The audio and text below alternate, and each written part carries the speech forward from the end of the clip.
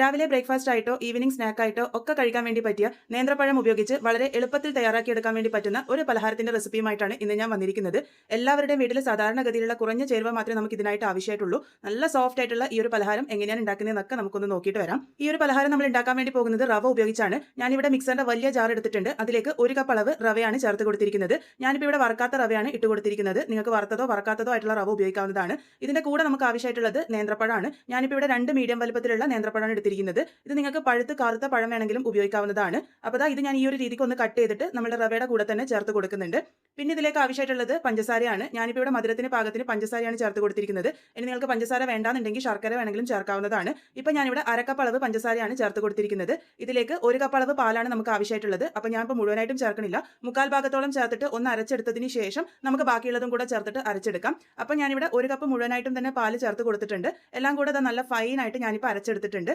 ഈ ഒരു രീതിക്കാണ് നമ്മുടെ കൂട്ട് ഇപ്പോഴുള്ളത്. ഇതൊരല്പം കട്ടിയായിട്ടാണ് ഇപ്പോൾ ഇരിക്കുന്നത്. ഇനി നമുക്കിതൊരു 10 മിനിറ്റ് നേരത്തേക്ക് റെസ്റ്റ് ചെയ്യാൻ വേണ്ടി വെക്കാം. റവയൊക്കെ ചേർത്തത് കൊണ്ട് തന്നെ കുറച്ച് സമയം റെസ്റ്റ് ചെയ്യുമ്പോഴേക്കും നന്നായിട്ട് വികസിച്ചൊക്കെ വരും. അപ്പോൾ ഞാനിപ്പോൾ ഒരു 10 മിനിറ്റ് നേരത്തേക്ക് റെസ്റ്റ് ചെയ്യാൻ വേണ്ടി വെച്ചിട്ടുണ്ട്. ഇപ്പോൾ ഏകദേശം 10 മിനിറ്റ് കഴിഞ്ഞിട്ടുണ്ട്. നമ്മുടെ കൂട്ട് ഒന്നും കൂടെ കട്ടിയായിട്ട് വന്നതായിട്ട് നിങ്ങൾക്ക് കാണുമ്പോൾ തന്നെ മനസ്സിലാകുന്നുണ്ടാകും.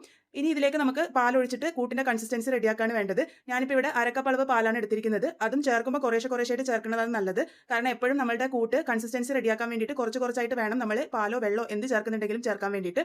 ഞാനിപ്പോൾ ഇവിടെ പാല് റൂം ടെമ്പറേച്ചറിലുള്ള പാലാണ് ചേർത്ത് കൊടുത്തത്. അപ്പോൾ ഇതുപോലെ നന്നായിട്ട് ഇളക്കി യോജിപ്പിച്ച് നമ്മുടെ മിക്സ് റെഡിയാക്കിയിട്ടുണ്ട്. ഇതിലേക്ക് ഏറ്റവും അവസാനമായിട്ട് ഒരു 1/4 ടീസ്പൂൺ അളവിൽ ഏലക്ക പൊടിച്ചതും കൂടെ ചേർത്ത് കൊടുത്തിട്ടുണ്ട്. നിങ്ങൾ മുഴുവനായിട്ടുള്ള ഏലക്കയാണ് ഉപയോഗിക്കുന്നതെങ്കിൽ അരക്കുമ്പോൾ തന്നെ ചേർത്ത് കൊടുത്തോളൂ. നന്നായിട്ട് മിക്സ് ചെയ്ത് കഴിഞ്ഞാൽ നമ്മുടെ കൂട്ടി ഇവിടെ റെഡി ആയിട്ടുണ്ട്. ഇതുപോലത്തെ കൂട്ടാണ് ആവശ്യമായിട്ടുള്ളത്. ഇനി നമ്മൾ ഇത് ആവിയിൽ വേവിച്ചെടുക്കാൻ വേണ്ടിയിട്ട് ഏത് പാത്രമാണോ ഉപയോഗിക്കാൻ വേണ്ടി പോകുന്നത് ആ ഒരു പാത്രം നന്നായിട്ട് നെയ്യ് തടവി എടുത്തിട്ടുണ്ട്.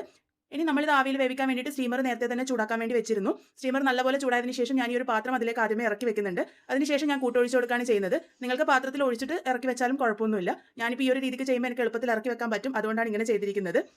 നമ്മൾ ഏത് പാത്രത്തിലാണോ സെറ്റ് ചെയ്യാൻ വേണ്ടി പോകുന്നത് ആ ഒരു പാത്രം നെയ്യ് തടവണം. നെയ്യ് തടവുന്നില്ല എന്നുണ്ടെങ്കിൽ ഇല ഉപയോഗിച്ചാലും മതിയാകും. അപ്പോൾ ഞാൻ ആ ഒരു പാത്രത്തിലേക്ക് 1/4 ഭാഗത്തോളം ഒഴിച്ചു കൊടുത്തിട്ടുണ്ട്. ഇനി നമുക്കിത് അടച്ച് വെച്ചിട്ട് മീഡിയം ഫ്ലെയിമിൽ 15 മിനിറ്റ് നേരമാണ് കുക്ക് ചെയ്യേണ്ടത്. 15 മിനിറ്റ് ആകുമ്പോൾ ഒന്ന് ചെക്ക് ചെയ്യുക. ഒരു ഫോക്കോ അല്ലെങ്കിൽ ടൂത്ത് പിക്കോ എന്തെങ്കിലും കൊണ്ട് നടുഭാഗത്ത് കുത്തി നോക്കുമ്പോൾ നല്ല നീറ്റായിട്ട് കിട്ടുന്നുണ്ടെങ്കിൽ പെർഫെക്റ്റ് ആയിട്ട് കുക്കായിട്ടുണ്ടാവും. അല്ലാന്നുണ്ടെങ്കിൽ ഒരു 5 മിനിറ്റ് നേരം കൂടെ കുക്ക് ചെയ്താൽ മതി. ഇനി ഞാനിപ്പോൾ ഇത് ചൂടാറാൻ വേണ്ടിയിട്ട് വെച്ചിട്ടുണ്ട്. ചൂട് നല്ലപോലെ ആറിയതിന് ശേഷം വേണം നമ്മളിത് ഡിമോൾഡ് ചെയ്തെടുക്കാൻ വേണ്ടിയിട്ട്. സൈഡിലൂടെ ഇതുപോലെ ഒന്ന് കത്തിയോ അല്ലെങ്കിൽ ഏതെങ്കിലും ഒരു സ്പാറ്റിലോ ഉപയോഗിച്ച് ഒന്ന് ഇളക്കി കൊടുക്കുക. എളുപ്പത്തിൽ നമുക്ക് ഡിമോൾഡ് ചെയ്തെടുക്കാൻ വേണ്ടി പറ്റും. ഒട്ടും തന്നെ പറ്റിപ്പിടിക്കൊന്നുമില്ല. അപ്പോൾ ഈ ഒരു രീതിക്ക് നല്ല രീതിക്ക് തന്നെ നമ്മുടെ പലഹാരം ഇവിടെ റെഡി ആയിട്ടുണ്ട്. ഒരു മീഡിയം മധുരത്തിലാണ് നമ്മളുടെ ഈ ഒരു പലഹാരം ഇരിക്കുക. നല്ലപോലെ പഴത്തിന്റെ ടേസ്റ്റ് ഒക്കെ വരും. നല്ല സോഫ്റ്റ് ആയിട്ടാണ് നമ്മുടെ ഈ ഒരു പലഹാരം ഉണ്ടാകുക. ശരിക്കും കുറഞ്ഞ ചേരുവയിൽ നമുക്ക് രാവിലെയോ വൈകുന്നേരമോ ഒക്കെ തയ്യാറാക്കി എടുക്കാൻ വേണ്ടി പറ്റുന്നതാണ്. കുറഞ്ഞ സമയമേ ആവശ്യമായിട്ടുള്ളൂ. അപ്പോൾ എല്ലാവരും എന്തായാലും ട്രൈ ചെയ്ത് നോക്കുമെന്ന് പ്രതീക്ഷിക്കുന്നു. ട്രൈ ചെയ്തതിന് ശേഷം ഫീഡ്ബാക്സ് പറയാൻ മറക്കരുത്. വീണ്ടും ഒരു നല്ല റെസിപ്പിയുമായി കാണാം.